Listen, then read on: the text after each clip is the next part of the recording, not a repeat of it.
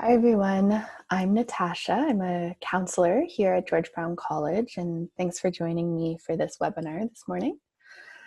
So today we're going to be talking about how you can cope with difficult thoughts and emotions. So our thoughts, our feelings, and our behaviors are all intimately intertwined.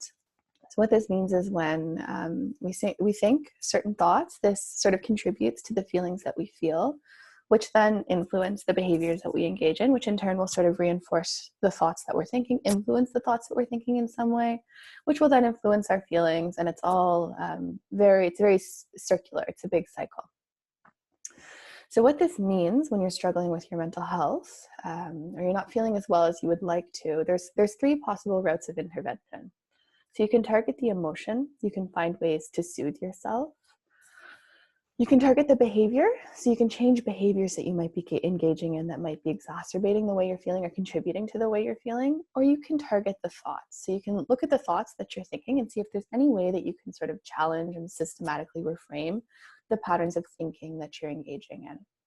So for the purpose of this webinar today, we're going to be talking about thoughts. So what you can do when you find yourself thinking in ways that are making you feel unwell. First, I want to tell you about the negativity bias. So this is something that's common to all of us. We all have this negativity bias. It's hardwired into our brains, and it's actually something that's really important for survival. So what the negativity bias is, it's this like human inclination to place more stock in the negative.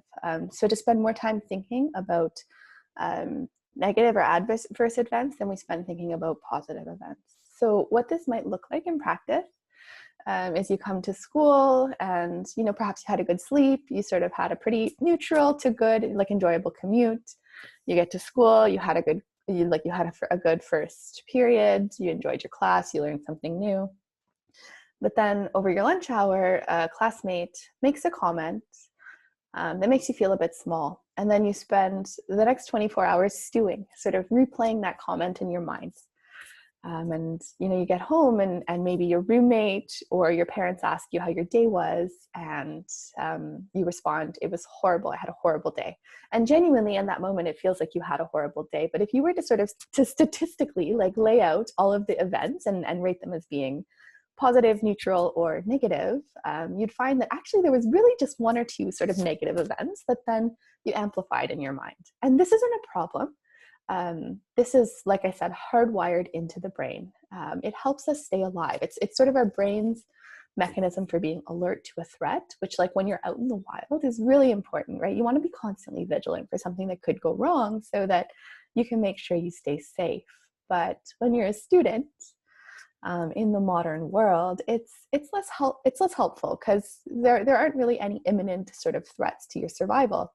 And so what this can end up looking like is feeling really low, feeling really anxious, in a way that's a bit disproportionate to reality. So what I'm hoping that you'll get out of this webinar today is a couple of strategies for you to start noticing these patterns of thinking that you may or may not be engaging in, and reframing them if possible. So taking stock of some of the evidence and figuring out if there's an alternate perspective or an alternate way to view the situation that might not make you feel so low or anxious.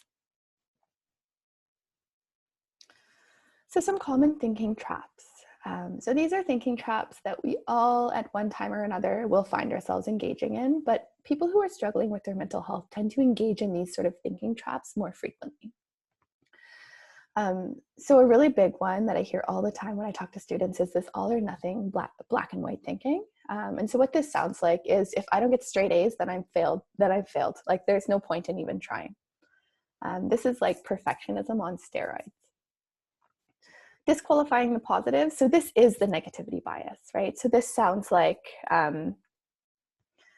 nothing ever goes right for me. And so presumably, if you've been sort of living in the world, not saying that there haven't been some horrible things that may have happened to you, things that have really gone wrong in your life, but it's statistically improbable that nothing good has ever happened to you. Usually there are some good things that have happened, but it's really easy for us to miss them, right? Because our brains are so wired to focus on threat or on negativity. It's really easy to miss the good stuff. Labeling. So this is like, I'm so stupid. I'm a failure. So it's sort of personalizing or taking full responsibility for a situation, right? So instead of saying, maybe I failed that test, then you'd say, I am a failure, right? Should, must, ought. So I often hear this in relation to how people are feeling. So people will come in and they'll say, I'm feeling so anxious, but I know I shouldn't be feeling this way. It's just college, right? And so it sort of invalidates or like minimizes your own experience. And when you do that, when you tell yourself that you should be feeling something other than what you're feeling, you sort of get in your own way, and you close the door on problem solving. It's a lot more difficult for you to figure out like why exactly it is that you're feeling the way you're feeling and what you might need to do to feel a bit better. Personalization. So this is taking full responsibility for something that might not be entirely your fault. Not to say that you don't have a role in it, but not entirely your fault. So one that I hear all the time is challenges arising as a function of like stress related to the pandemic. So, we're in this really weird space right now. We're in the middle of a global pandemic, and students will come in and they'll say, I'm so stressed, and I know I should just be able to like suck it up and do my work and be more motivated, but I'm not. And I know this is my fault. But the thing is, it's not to say that you don't have any responsibility. It's not to say that there's nothing you could be doing differently. But really, we're in this really bizarre sort of state of the world right now, and it's influencing all of our productivity and motivation levels to some degree. There's nothing wrong with you if you're finding it difficult to concentrate and generate sort of motivation in the middle of a global pandemic.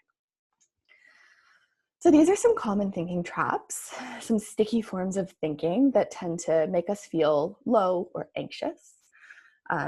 There are many other forms of thinking, but this is just sort of an example of some of these types of thinking. So now let's talk about what you can do about it. So when you're targeting your thoughts, it's like you're learning how to cultivate an inner narrative that is kinder and more self-compassionate. So the thing is, we all sort of have an inner narrative, even if we're not aware of it. And what this means is like there are thoughts sort of happening constantly, either subconsciously or consciously. And these thoughts are influencing the way that we feel and the way that we behave. And so when you start to intentionally become aware of like what that inner narrative sounds like, it gives you a bit of control over what it is that you want to say to yourself. So there are a lot of different ways that you can start cultivating like a more compassionate inner narrative. Counseling can be one of them. Having conversations with loved ones or friends who sort of are more compassionate towards you than you are towards yourself is another. But perhaps the most impactful and lasting thing that you can do is learn how to talk to yourself in a way that is kind and compassionate. And the reason this is so impactful is that it really gives you so much control over sort of the trajectory of your feelings and behaviors. And it takes a lot of practice. So, it's not like, you can just snap your fingers and overnight, you're starting to talk to yourself the way that you would talk to a loved one.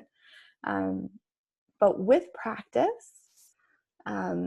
if you're able to cultivate a more compassionate inner narrative, then you really do empower yourself to feel better over the long term. So here are some questions or, just some sort of talking points for you and yourself as you're reflecting inwards and you're trying to cultivate that compassionate inner narrative. So you find yourself engaging in these sticky patterns of thinking. You ask yourself, like, what are the facts? Where does this thought come from?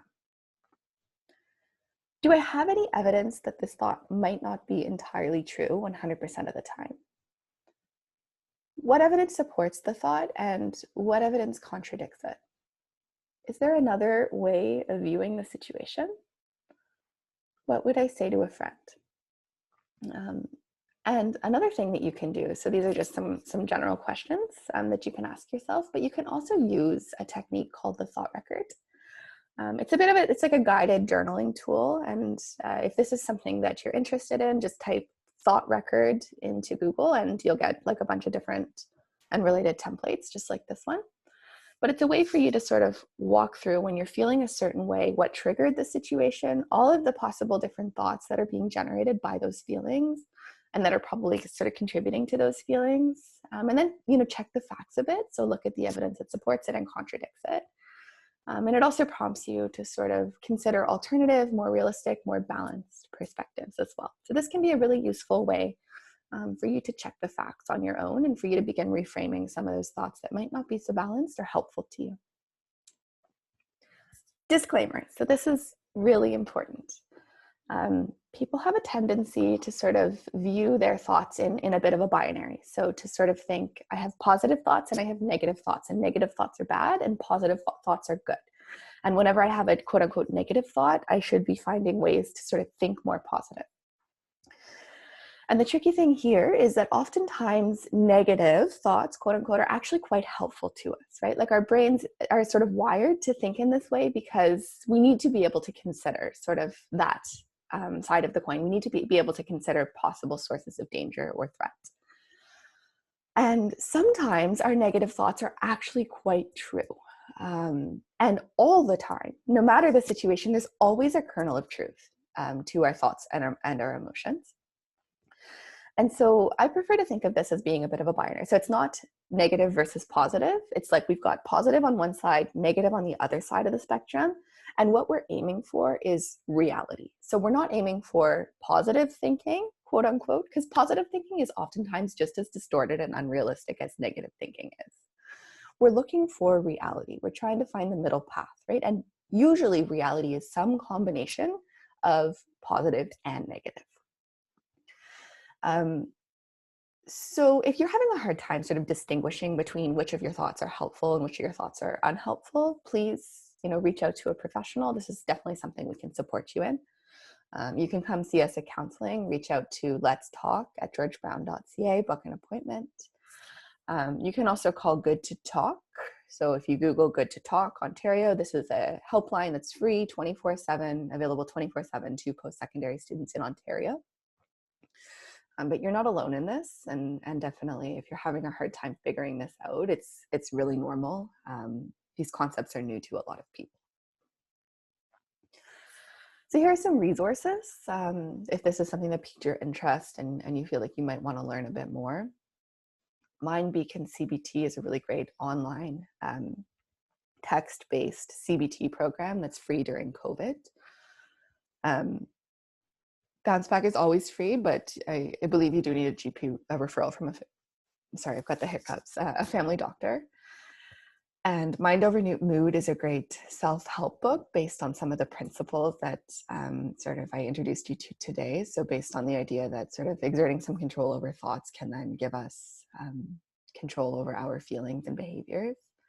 And then of course there's us. So you can always come into counseling and talk to us if you want to have a more fulsome conversation about these concepts.